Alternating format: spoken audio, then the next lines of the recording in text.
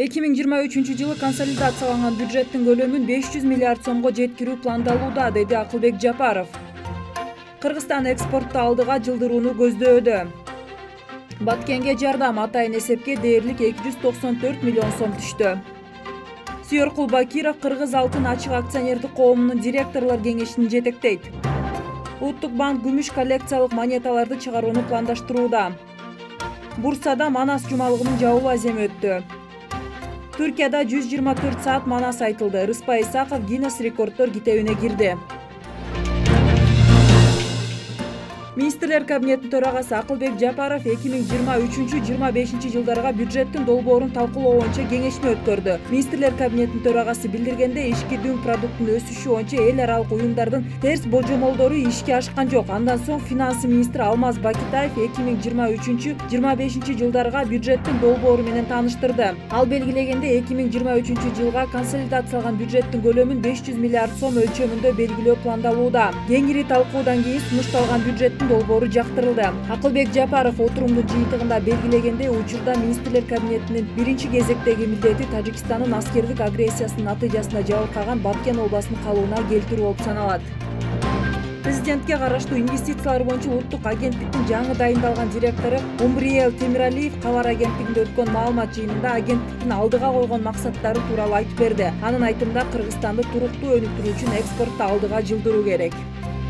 29-сентябрга карата алынган маалыматка ылайык, Кыргыз-Тажик чек арасындагы жаңжал учурунда жабыркаган калкка колдоо көрсөтүү үчүн ачылган атайын эсепке Кыргызстандын жарандарынан, ошондой эле башка ыктыярчылардан 293 миллион 820 миң 164,21 сом түштү.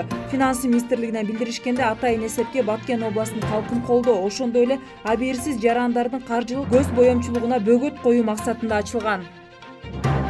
Сүйөркул Бакиров Кыргыз алтын ачык акционердик коомунун директорлор кеңешинин жаңы төрагасы болуп тандалды. Компаниядан кабарлашкандай, 27 сентябрда Кыргыз алтындын акционерлеринин кезексиз жыйынында Тилек Мамбетов төрагалыктан кеткен. Ошондой эле директорлор кеңешинин жаңы мүчөсү болуп Кубат Абдрайымов шайланды.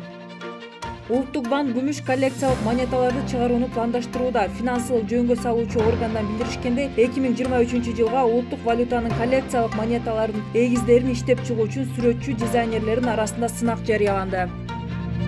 Мамлекеттик катчы Сүйүнбек Касманбетов 4-дүйнөлүк көчмөндөр оюндарынын алкагында Бурса шаарында өткөн Манас жумалыгынын жабылуу аземине катышты.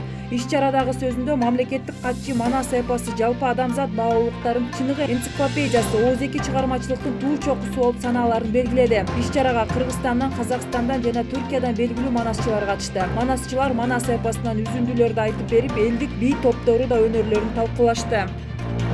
Түркиянын Бурса шаарында өтүп жаткан Манас жумалыгынын алкагында Кыргызстандын эмгек сиңирген артисти Рыспай Исаков Манас айтуучулук багыты боюнча дүйнөлүк Гиннестер китебине 124 саат убакытта Манас айтуу боюнча катталды.